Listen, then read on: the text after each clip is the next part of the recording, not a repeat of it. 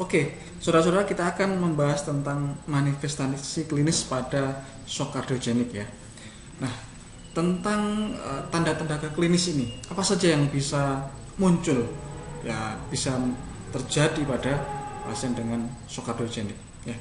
Yang sangat umum adalah kalau pasien itu eh,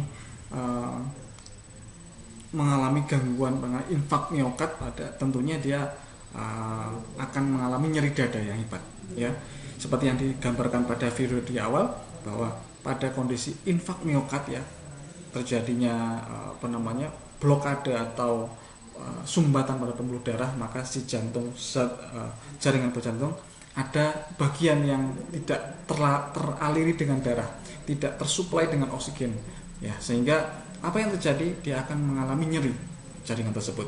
Ini menyebabkan nyeri dada. Kemudian ada namanya diaporesis atau keringat dingin. Loh, kok bisa terjadi keringat dingin? Ya, karena kalau tubuh ini mengalami kekurangan oksigen ya, mengalami stres itu, dan gangguan pada jantung, bisa berakibat pada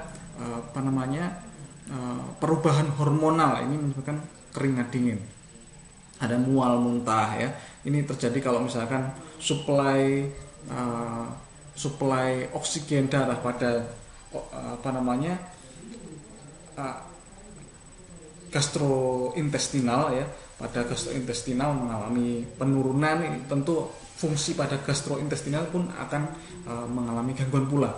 Dan berikutnya adalah adanya sinkop atau pingsan. Loh, kok bisa terjadi pingsan? Ya, kalau jantung tidak berfungsi dengan baik, dia mompanya kurang, maka mompa ke otak ini akan berkurang juga. Oksigen yang ke otak akan menurun ya, bisa penurunan kesadaran. Nah, berikutnya adalah perubahan EKG ya. Tentu kalau ada masalah pada jantung itu, kita perlu perekaman kelistrikan jantung dengan EKG ya. Ini bisa mengindikasikan adanya iskemia, mungkin juga injuri atau infak. Nah, iskemia, injuri, dan infak ini adalah suatu tahapan pada infak miokard pada. Oke, jadi iskemia, injuri, dan infak merupakan suatu tahapan ya. Dimulai dari iskemia, tandanya sel jantung mulai kekurangan oksigen, injuri dia mulai merusak, infak dia udah bisa rusak selnya begitu. Kemudian disritmia ya, disritmia itu tadi yang kita bahas, adanya perubahan irama pada jantung ya. Kemudian peningkatan biomarker jantung, apa itu ya, jantung itu ada sel-selnya yang menghasilkan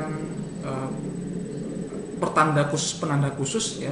Ketika sel jantung mengalami kerusakan, dia akan keluar dan bisa menjadi tanda ketika dilakukan pemeriksaan ya, disebut dengan biomarker jantung. Kemudian pernafasan cepat dan dangkal ya, tentunya terjadi permasalahan pula pada respirasi. Hipoksemia atau hipo penurunan, hipoksemia ya, terkait dengan oksigen, dan mia itu berkaitan dengan darah. Jadi penurunan oksigen dalam darah, tentu kalau jantung itu nggak bisa memompa dengan baik ya, kadar oksigen dalam darah tentu akan berkurang juga. Kemudian penurunan kontraktilitas jantung ya, tentu terjadi penurunan fungsi kontraksi pada jantung. Kemudian tentang manifestasi klinis kita lanjutkan. Bisa terjadi suara bunyi jantung tambahan ya, S3 dan S4 ya. Kemudian ada penurunan cardiac output, tentu kalau fungsi jantungnya menurun, cardiac output ini juga akan menurun. Kemudian penurunan tingkat kesadaran, cemas, letargi, dan sadar karena kekurangan oksigen, suplai oksigen dalam otak. Pucat, akral dingin ya. Kemudian penurunan output urin sampai dengan minimal. Loh, kenapa? Output itu kita ingat dia, output urin itu dihasilkan dari proses di ginjal ya. Kalau ginjal itu terjadi penurunan perfusinya di sana, tentu tidak produksi urinnya juga akan berkurang. Kemudian adanya asidosis metabolik ya, asid atau keasaman, terjadinya penumpukan asam yang ini salah satunya jenisnya adalah asidosis metabolik ya, karena penurunan oksigen dalam tubuh yang berkurang menyebabkan penumpukan asam laktat. Asam laktat ini bersifat asam, sehingga terjadi penumpukan asam yang disebut asidosis metabolis ya. Asidosis itu jenisnya macam-macam, ada asidosis metabolis, ada asidosis respiratorik, ya. Ya, ini salah satunya, ya. Kemudian tanda-tanda klinis lain adalah terjadinya kegagalan ventrikel kiri, ada ventrikel kanan, ya. Ini dibahas juga di materi gagal jantung, ya, yang dibahas di sebelumnya. Oke, itu saja saudara.